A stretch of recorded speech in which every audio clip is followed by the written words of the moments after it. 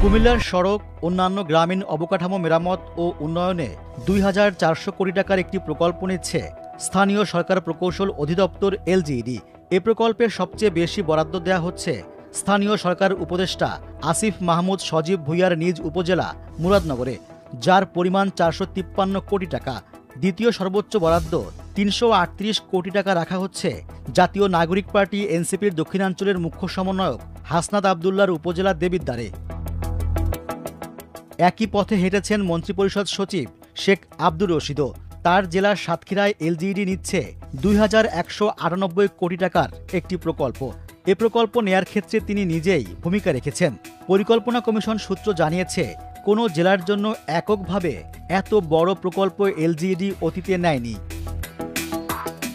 কুমিল্লা ও সাতক্ষীরার চেয়েও খারাপ রাস্তাঘাট আছে বিভিন্ন জেলায়। এলজিইডির হিসাবে নোয়াখালীর ৮০%, চুয়াডাঙ্গার ৭৭%, কুড়িগ্রামের ৭০% এবং খুলনার ৬০% সড়কই খারাপ। আর কুমিল্লা ও সাতক্ষীরায় রাস্তা খারাপ যথাক্রমে ৬৫ ও ৫৫%। ফেব্রুয়ারিতে অনুষ্ঠিতব্য জাতীয় সংসদ নির্বাচনে অংশ নেবেন আসিফ মাহমুদ। এর আগেই তিনি উপদেষ্টা পদ ছাড়বেন। কুমিল্লায় বিএনপির নেতারা অভিযোগ করছেন, সরকারের টাকায় উন্নয়ন কাজ করে উপদেষ্টা আসিফ মাহমুদ নিজের নির্বাচনী প্রচারণা চালাচ্ছেন। মুরাদনগর উপজেলা বিএনপির যুগ্ম আহ্বায়ক কামাল উদ্দিন ভূঁইয়া বলেন, উপদেষ্টা বরাদ্দ দিচ্ছেন সরকারের টাকা আর এলাকায় প্রচার করছেন নিজের নামে।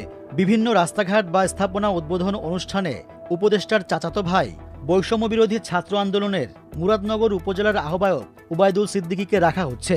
উবায়দুল এলাকাবাসীর উদ্দেশ্যে বলছেন, উপদেষ্টা আপনাদের উপহার দিয়েছে, আপনারা আগামী দিনে উপদেষ্টার দিকে খেয়াল রাখবেন। বিষয়টি নিয়ে উবায়দুল সিদ্দিকী বলেন, আমরা কোথাও বলিনি আসিফ মাহমুদ ব্যক্তিগতভাবে এই উন্নয়ন করে দিয়েছেন। আমরা সব জায়গায় বলছি বর্তমান সরকারের উন্নয়ন।